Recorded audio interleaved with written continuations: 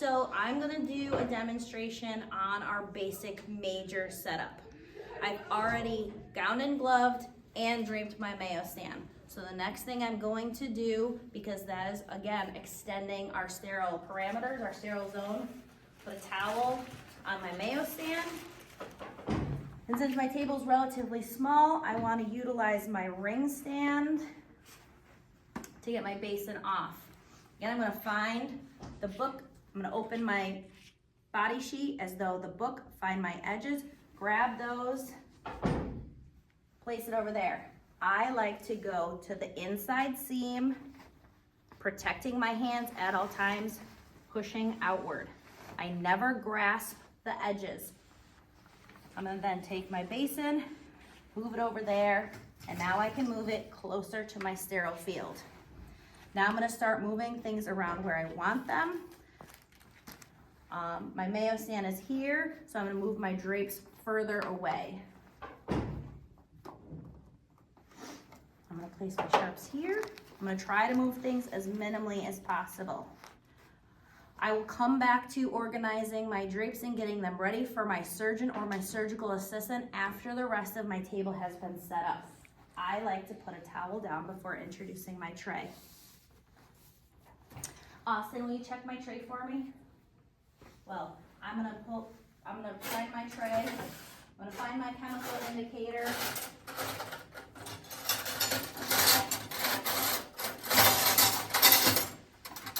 We're gonna pretend there was a chemical indicator in here. If there was not, I would not pick this up. Austin's gonna check the bottom of that pan for any liquid or anything that's in there, but it is dry. I'm gonna set this on my field. At this point, I can do my count if I am ready, right? So, Contasia, will you do a count with me? There's papers right there. That's for the major. This is a major. That is a major, yeah. Perfect, actually. If you don't have like the sponge one, we can just pretend. So again, when I count, I'm starting with my sponges, right? If this was an open abdominal procedure and we had Ratex on the field, we can count them and leave them, but when we set our cases up, we do not place Ratex on our mayo stand. So again, this is a major setup, but since we have Ratex and lamps, we're just gonna count. So, Ratex, ready?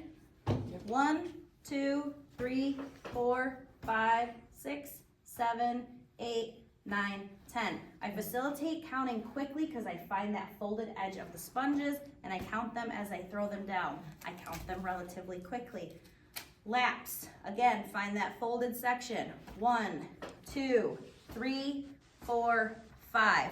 Those are all my sponges for now. You may have peanuts, so you would have to count your peanuts separately.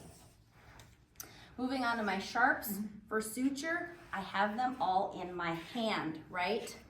I have them all in my hand. 1, 2, 3, 4 suture. I place them down where I want my sharps to be. Hypo, I have 1 hypodermic needle. I set that there. And I have 1, 2 blades. In my basin, I also have 1 Bovie tip, 1 Bovie cap, and 1 scratch. Are you ready to count instruments? Okay. So I'm gonna get my whole stringer out. Put it on my arm as though it were my baby, okay? Here's my baby. I'm gonna start counting. I'm actually gonna flip this baby over so that I start with my smallest clamps and move up. All right, I'm going to count my instruments, showing my circulator, the tips of them as I count them, and I'm going to count them in pairs up until I get to scissors, where I'm going to count them individually. All right, Contasia, I have curved criles, I have 2. Straight criles, 2, 4. Kelly's, 2, 4, 6. Alice, 2, 4. Babcock, 2. tonsil, 2, 4, right angle, 2, straight cokers, 2, curve cokers, 2, long Alice, 2, long Kelly, 2, 4, sponge sticks, I have 1, 2, scissors, 1, 2, 3, 4. As you can see, as I'm counting, I'm separating what's counted from what's not counted.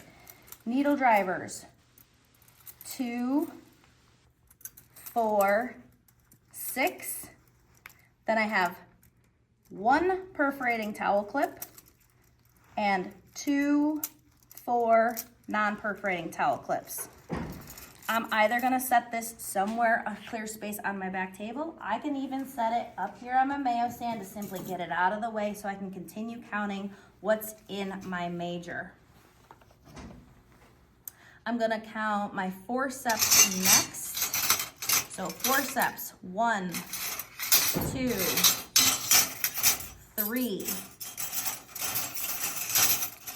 4, 5, 6, 7, 8, 9.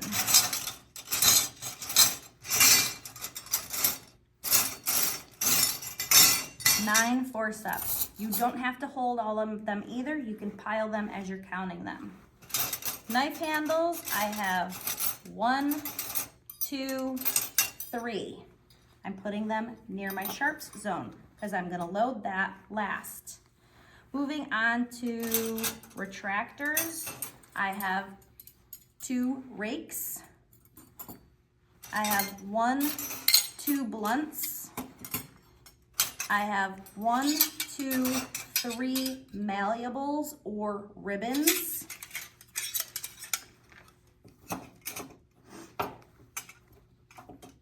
Devers, I have 1. Richardsons, I have 1, 2, 3.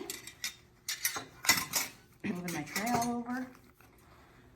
That's it for retractors. Hemoclip pliers, I have 1, 2, 3 hemoclip pliers.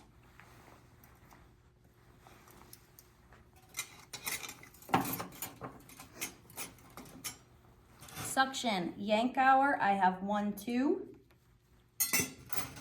Pool, I have 1, 2. And I'm showing you that my tray is empty and I have counted everything.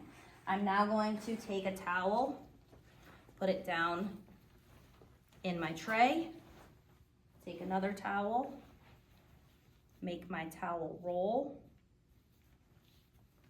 The major set is relatively long, so if one towel does not work for your major, feel free to use 2 to bulk it up. Notice I'm not putting this below the table of the level of sterility. Towel rolls do take some time to figure them out. All right, my towel roll is ready. I'm now taking my stringer, placing it on my towel roll, and now I'm removing it. This can either go under your tray if there's room. It won't from this type of wire container that came out of our rigid container. I can hand it off, I can put it somewhere. Some facilities do count these. They're not on our count sheet, so I'm not counting them. All right, from here, I need to make another towel roll for my Mayo stand. This one can just be singular.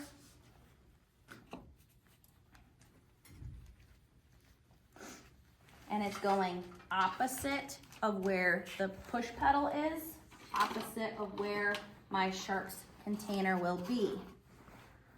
I'm going to set up as though I'm pushing my Mayo stand in over that patient. So I'm gonna orchestrate this. So when I'm passing instruments, my knife will be here, then it'll go scissors, forceps, clamps, retractors. So I'm gonna put 2 knife handles up. I'm not gonna load those just yet, but they're ready. So I got my knife handle up there. Then I'm going to go to scissors. I'm going to select, I like to put my straight mayos up. Straight mayos can either go on your mayo stand or next to where your needle box is. I like to put it up there in case they need to cut any of the drapes after positioning, and I like to always start with my Mets. Then I am going to move to my forceps where I am putting them in pairs. I have a pair of Adsons. You can stack them neatly or put them next to each other. The springed end should be facing where your patient is working. For my major, I like to have a pair of DeBakey's, again, stacked or next to each other.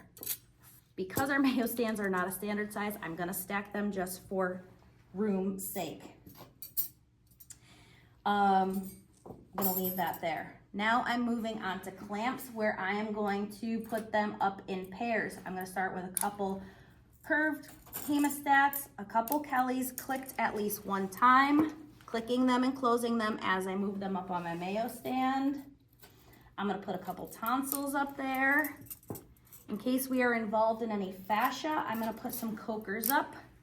Cokers are one of those things where your preceptors or your places might put them in a different orientation from the rest of your clamps because of the tips on there. We don't want to hand these up accidentally as if they were a straight clamp. So I like to point them upwards. That's a pretty good place to start there. Now I can kind of rearrange my tray a little bit. At this point, my nurse has already left the room because she's going to get the patient, medications. I have accepted medications to my field. There is my medication cup and syringe. I have made labels, which I don't currently have, but I've made one for the cup, one for the syringe, and then for my irrigation fluid, if I have 2 aseptos that I'm using, I'm gonna make one for each vessel. So I'm gonna one for the peri pitcher and one for each asepto. In your practical, you'll only have one of those. All right, am I ready? Not really, because I don't want this stuff out here. If the retractors aren't going to extend beyond the surface of your tray, you can prop them up. However, I like to put them down in the tray. Those are sharp. I might have some retractors like this up on my mayo stand. Those are my blunts to start with. I could start with rakes. I could start with a small Richardson. So those are some retractors that I could have up to begin with. My suction, our kit already came with a plastic suction, so I'm going to make sure that that is on there unless my surgeon wants the metal suction. Otherwise, I'm just gonna place that in my tray out of the way. I'm gonna put my scissors that I don't want somewhere in there but easily accessible. I can pull up a couple non-perforating towel clips and keep them either on my back table or wherever I want them for when I hook up my tubes and cords. Forceps are never going to go in our lab over the tray edge, so you can stack them and kind of place them however you want. Long forceps are gonna go back there. Those are my smooth and mouse tooth. Now I can easily access basically everything in my tray. You notice that all of the tips of my instruments are pointed away. The retractors here, they can either go in front of your tray here or another place. I like to put them, if this was a standard table and standard setup, is next to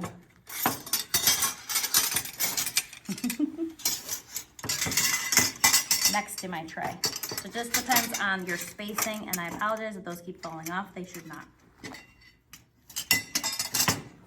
This is basically our setup. Am I ready for my assistant to come in? Not really, right? So the last thing I'm going to do is organize my drapes. I'm gonna put that somewhere right there for now. I have my assistant's gloves ready to go, and this is now the last thing I'm going to do is organize my drapes. I like to open them all up. Megan likes to, another way to do that is to take them off individually and lay them down. Looks like I am missing a utility drape, but that's okay because we're just doing a demonstration. I am now ready for whoever my surgeon, my surgical assistant is to come in and get draped. If I don't have access to a trash and I want to get rid of all this garbage, want to know a fun little place to hide it all? Can you guess? Ta-da! All right, then our surgeon or our surgical assistant will come in. I am ready to gown and glove them, and as soon as they are gown and gloved, I am ready to immediately hand them their very first drape. Any questions? When you did your count, Yes.